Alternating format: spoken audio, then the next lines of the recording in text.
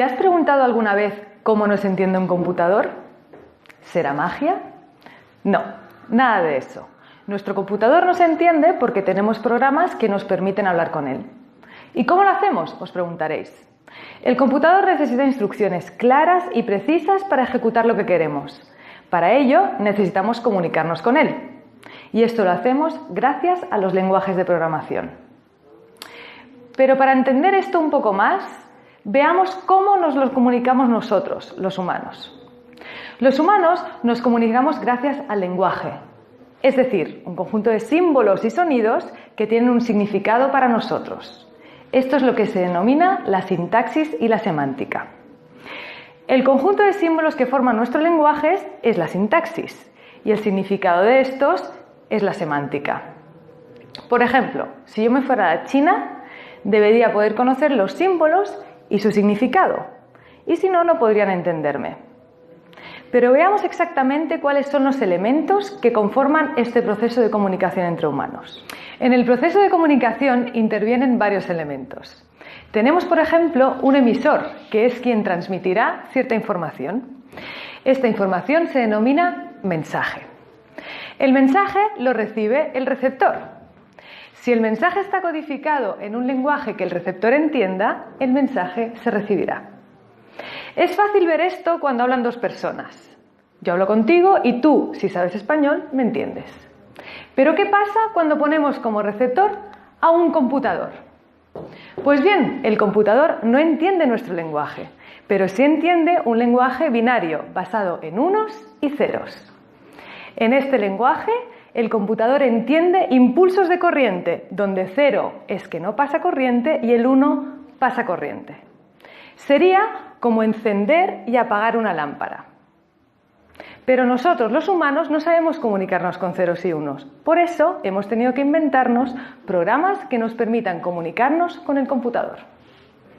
Una de las primeras en empezar a pensar este tipo de lenguajes fue Ada Lovelace. Ada era una noble que nació en 1815 y fue hija del famoso poeta Lord Byron. Ada era matemática y durante su vida trabajó sobre todo con la idea de la máquina analítica.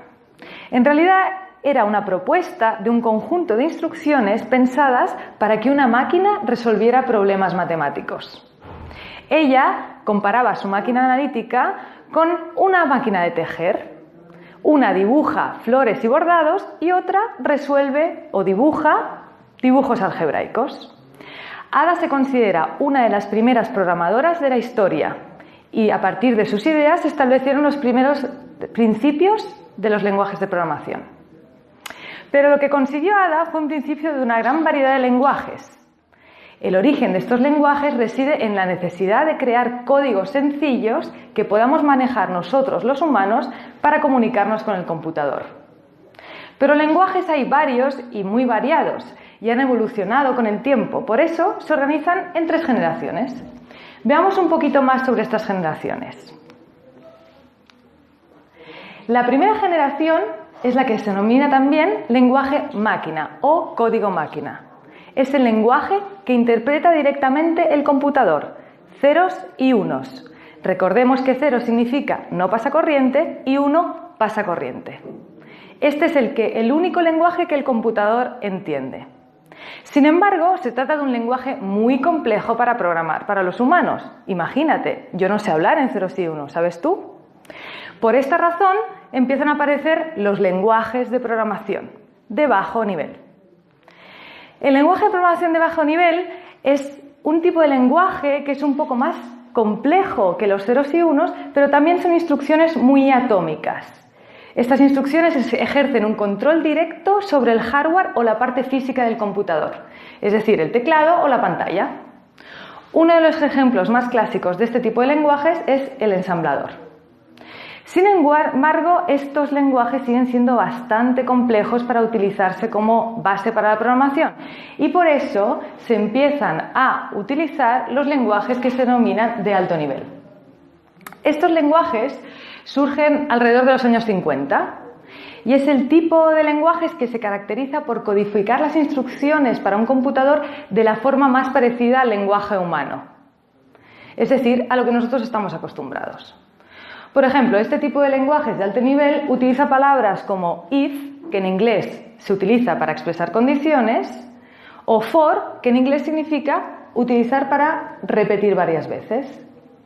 Entre los programas más famosos de alto nivel encontramos, por ejemplo, el lenguaje C, el C++ o el Java.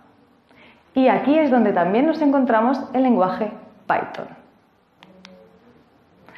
Python, en realidad, es un lenguaje de alto nivel que nos ofrece una sintaxis muy sencilla y una semántica fácil de entender. Nos permite construir programas capaces de enviar mensajes directamente al computador que finalmente se traducen en unos y ceros. La buena noticia es que todo el lenguaje de programación sigue una estructura muy similar, con una sintaxis y una semántica parecida a Python.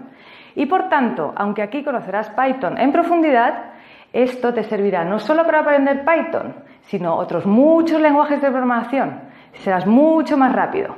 Solamente deberás comprender su sintaxis y su semántica.